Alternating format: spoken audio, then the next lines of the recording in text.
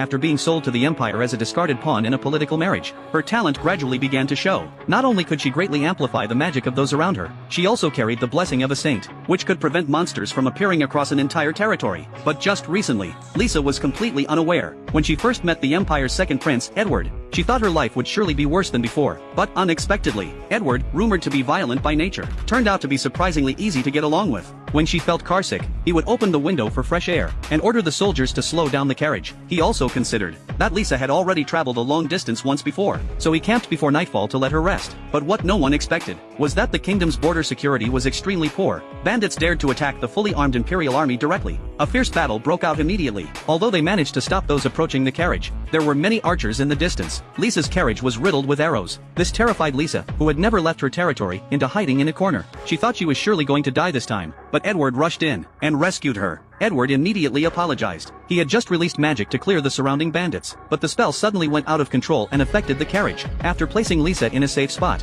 Edward went to eliminate the remaining enemies. Seeing the soldiers who had been injured fighting for her, Lisa began to pray for their quick recovery. At that moment, the doctor's healing magic suddenly strengthened and completely healed the soldiers' wounds. The doctor knew his own magic could never achieve such an effect. It had to be because of Lisa's prayers. So he told Edward and the strategist about it. Both believed it was Lisa's doing, but Lisa insisted that she had been tested since childhood and had no magic. She hadn't helped at all. The next day came quickly. The knights continued their journey to the empire, and since the royal carriage had been destroyed the previous night, Lisa had to ride the same horse with Edward. Although it was a bit awkward along the way, Lisa realized Edward was not the reckless warmonger the rumors described. Soon they arrived at the empire. Lisa was terrified to meet Edward's parents, because Emperor Eric was recognized as the strongest magic swordsman on the continent, able to freely control advanced fire and lightning magic. His terrifying lightning magic earned him the title Thunder Emperor. And Empress Vanessa was also famous, a rare ice mage in the world, who once repelled powerful monsters to protect the people. Facing such powerful figures, Lisa feared that she, a supposed failure without magic, would be despised. But unexpectedly, the emperor warmly welcomed her, and suggested they dine together to talk. Thus the four of them sat at an outdoor restaurant. Lisa felt immense pressure under 3 gazes. She only dared to carefully eat salad, afraid any wrong move would anger Edward's parents. The empress noticed, and asked Lisa why she was only eating salad. Was her appetite poor, or was there nothing she liked here? Lisa quickly explained she had eaten too much breakfast, and wasn't hungry, but Edward found it strange, since Lisa had eaten less than usual that morning.